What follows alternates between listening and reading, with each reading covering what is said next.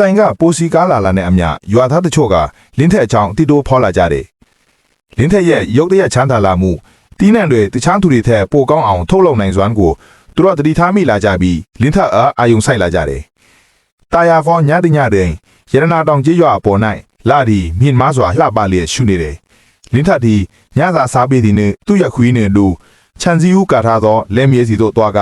ကောက်ပဲတီးနှံများကိုစစ်ဆေးကြည့်ရှုနေတယ်ရုတ်တရက်လင်းထက်ရဲ့ခွေးကအမောင်ရိပ်ကျနေသောစိုက်ခင်ဘက်ကိုကြည့်ပြီးစကင်ဟောင်မာတော့တယ်လင်းထက်ကလည်းသူ့ရဲ့မိအိမ်ကိုကင်မြောင်းလိုက်ပြီးဘသူလဲဟုអော်လိုက်လေတယ်ရွာသားကတိတ်တိတ်နေဖို့ကြိုးစားပြီးမြဲခွေးကပြင်းပြင်းထန်ထန်ဟောင်ပြီးရွာသားရဲ့ရှီကိုပြေးသွားတယ်ရွာသားကလန့်ဖြတ်ပြီးကြောက်လန့်တကြားနဲ့ပြေးဖို့ကြိုးစားခဲ့ပြီးမြဲခွေးကသူ့လမ်းကြောင်းကိုပိတ်ဆို့ခဲ့ပြီးပြင်းထန်စွာဟောင်နေတော့တယ်ဒီအချိန်ကြီးဒီနေရာမှာဘာလို့ရှိနေတာလဲဟုလင်းထက်ကရွာသားအားအေးဆက်စွာမေးလိုက်တယ်ရွာသားကမင်းရဲ့ရုပ်တရက်ကြွယ်ဝချမ်းမလာမှုနဲ့မင်းရဲ့လေမီအကြောင်းကိုသိချင်လို့နောက်ယောင်ခံလိုက်လာကြောင်းရှင်းပြလေတယ်လင်းထက်ကတပ်ပြန်ချလိုက်ငင်ငါခွေးကမင်းကိုတခုလို့ထင်ရင်အချင်းတွေကပို့ဆိုးသွားနိုင်တယ်မင်းဒီကိုထပ်မလာသင့်ဘူးဒီမေကငါမိတလာစုရဲ့တခုထဲသောအမွေပဲဒီညမင်းတွေးခဲ့တဲ့အကြောင်းအရာတွေကိုမင်းကိုယ်ကန်စိတ်ထဲမှာတင်ထားပြီးအိမ်ပြန်တော့ဟုရွာသားကိုပြောဆိုလိုက်တယ်